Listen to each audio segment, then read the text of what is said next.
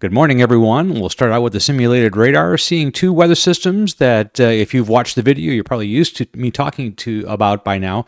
We have this one circulating in the northeast, and a more significant one probably circulating in Texas. This is over the next 42 hours. You can see these convective clusters moving around here, producing a pretty good line of showers and thunderstorms there. And then in the New England area, northeast, these are just rotating around a core. We had some cold air funnels recorded with that low in Ohio yesterday, which does happen when you get that really cold air aloft, but not proper enough shear to get those tornadoes connected to the ground.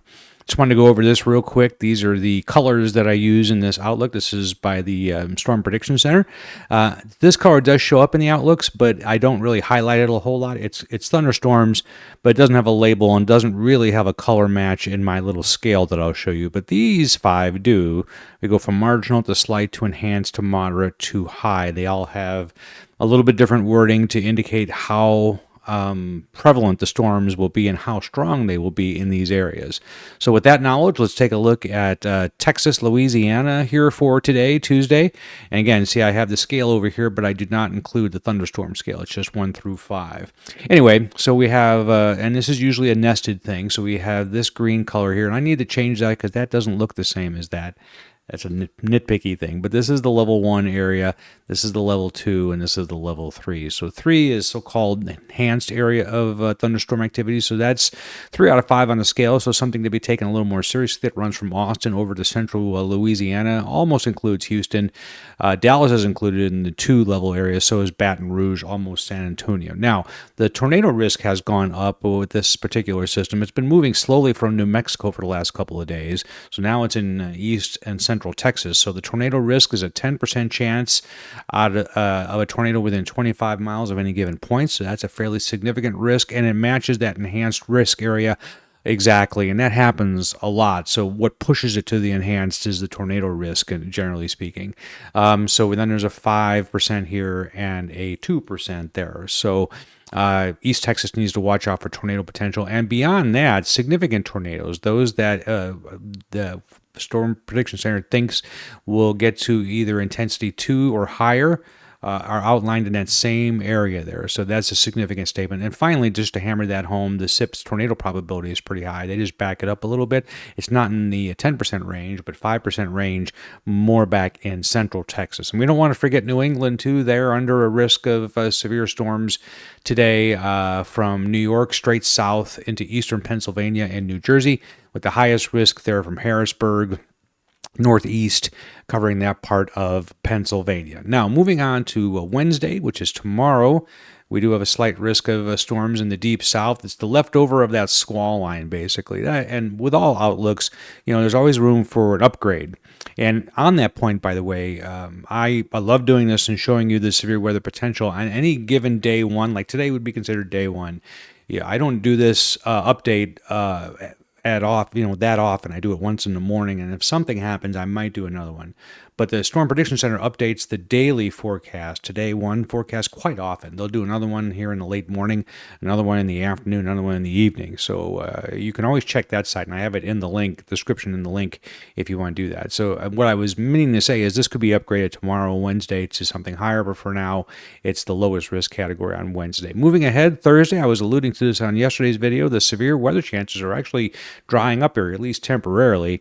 On Thursday, the SIP's probability is still in that same elongated area where another little cutoff system will occur. There seems to be a slightly greater hail probability here, stretching over a greater distance if we look at the Colorado State model.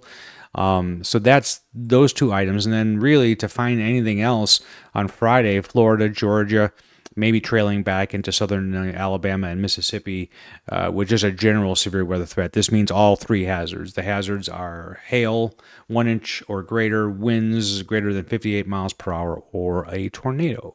Take a look at the long-range supercell forecast. This is in line with what I just showed you, basically May 6th through the 12th. So if you're in Florida or South Texas, those are the areas to watch. Maybe a few isolated rogue cells up there in Montana through that period. This is the average over a period of 7 days, so just keep that in mind. It's not a specific forecast for any day. When we go out to this distance, that just doesn't exist.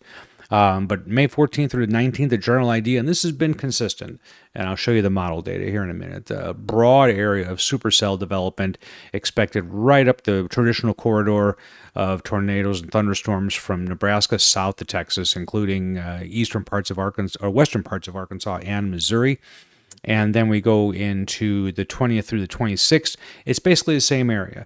So something's happening in the atmosphere, and that something is troughing in the west. So whenever you see a trough in the west in the spring in the United States of America, you always have to watch out for this possibility out ahead of that trough of severe weather. That's because a couple things happen here. First of all, this provides the bulk shear is what we call it, the shear to support supercells. So this goes hand in hand with the graphs I just showed you. By the way, this is the EPS model. This is an ensemble run European model for a specific date. This is May 14th. It's a good explainer though. So the winds at this 500 millibar level provide the bulk shear. They also encourage low pressure development out here right in the lee side of the Rockies. And if that happens, that encourages the winds to back more to the southeast, and that's a favorable wind pattern for especially connecting a supercell to the lower part of the storm, which is what a tornado is relying on.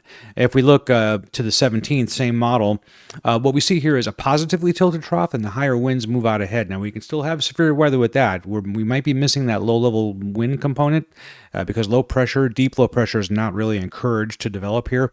But now keep in mind, this is all more than a week into the future, so there are some subtle differences that certainly will occur. The last thing we'll do is just compare it to the different models. So this is the same date. We'll go back to May 14th, only this is the United States version of it, the GFS ensemble. It shows more of a positively tilted trough, but still on the 14th shows a maximum of winds ready to go out of Arizona, New Mexico, and out into the high plains.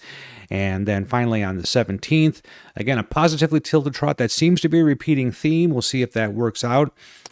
But again, just a general area of higher wind speeds aloft, it means that those supercells will develop. How they connect to the ground, which is what the tornado part of this is all about, really remains to be seen, along with the specific details on each day. But needless to say, picking up around the 14th, 15th or so, and for at least a week after that, the severe weather chances in the central United States especially are going up.